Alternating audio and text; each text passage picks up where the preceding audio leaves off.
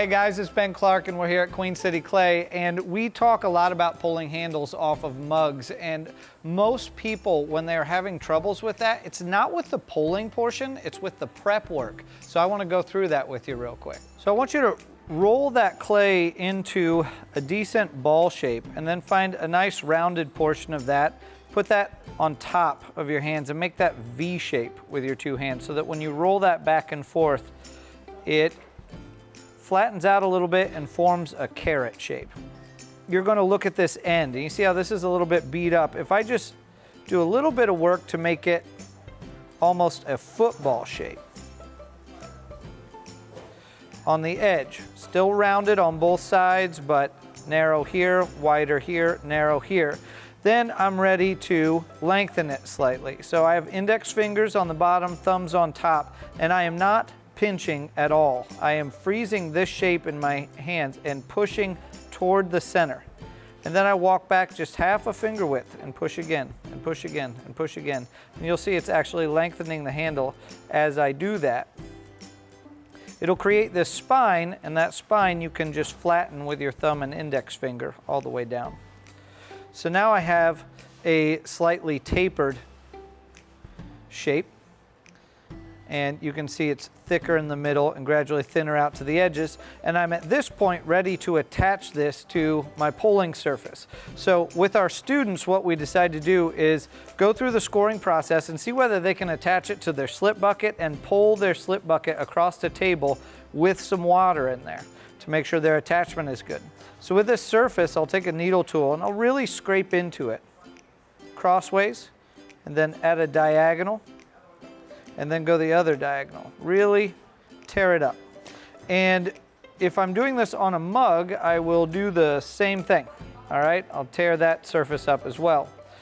I'm gonna dip the end of this in some slip water and put my index finger underneath and thumb on top, support the inside, and twist as I push toward the bucket. Now, I'm not driving my thumb all the way through until it touches the bucket. I'm leaving a little pad of clay there. And then I'm going to go to this edge, and with that same pressure of my index finger and thumb, I'm going to press in and scoot up and down. Every time trying to get those score marks to rub against each other. And then to get the exact same mark, I'll use my opposite index finger and thumb on the other side of the handle, wiggling up and down. Okay? Once it's stuck, I can go back through that motion we used to lengthen the handle.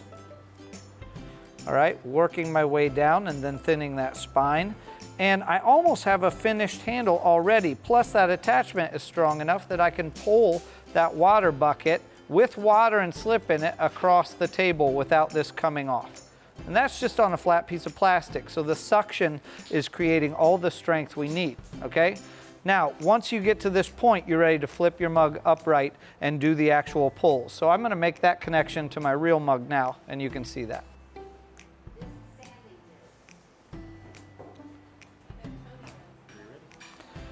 At this point, I've pressed enough and wiggled enough that I can see a little bit of water and slip squeezing out the edges, and that's a good sign that I have a strong attachment. Plus, I can give this a tug left and right and not see it pull away from the mug at all.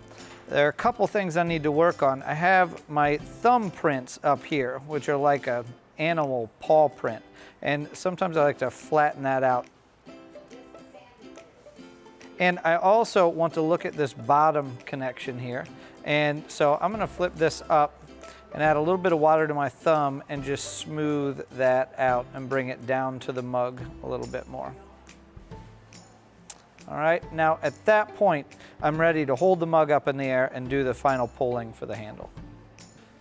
Once you've done all of that prep work correctly, then you're ready to attach that to your leather hard mug, fully leather hard, and then tip it up so that the handle is pointed straight down at the ground. That's super important. And if you watch people work with glass and attach, they have to think about gravity all the time because the glass is going to move. So with your handle, think about it that way, because if you tilt it this way or this way and that keeps flexing at that point, this will get weak and it might even snap or thin.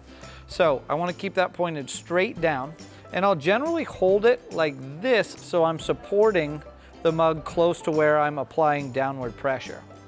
I'm gonna add water to my hand and just get slip water on the surface of the handle. And once I do that, I'm ready to start the actual pulling process. I'm gonna use this part of my thumb and the curve of my index finger to round the edges as I pull down, and those don't leave the same mark, so I need to rotate and do that once on one side and once on the other. I'll keep my hand wet and pull down to round the edges, and then use my index finger and middle finger to lengthen the handle.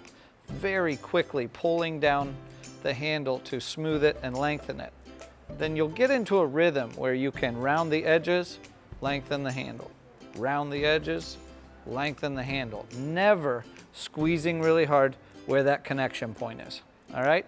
Once you get the length you're happy with, then I'll usually take my thumb and pull it down this edge and down this edge just to get a soft curve here and make sure that I also don't have a arched section on the bottom, because when you hold that with your fingers, it hurts when it pushes down on the bone of your index finger. Then I'm gonna clean my hands and pull one more time just to get the slip off, and then set this upright. Now, if you've done this right, it's gonna hold some of that horizontal line. Then you can make sure you're lined up correctly and pull that handle down to your attachment point. And with a wet handle, I don't even, with stoneware, use slipping and scoring at the bottom. I'll just press that on, get a wet thumb to add a detail to the attachment, and then get rid of the excess down there. And then the last thing I'll do is get my index finger in that arch and lift up. I want the negative space in here to look like a wave that's crashing down just at the end of its curl. And if I get that right, then I've got a handle that allows me to support the weight of the mug really close to the actual mug, which makes it feel lighter overall. And that's a good way to pull a handle off a mug. This, again, just like everything else we do, takes a ton of practice. 387 of these for me before I did one of them right. So get at it and let's make some good handles.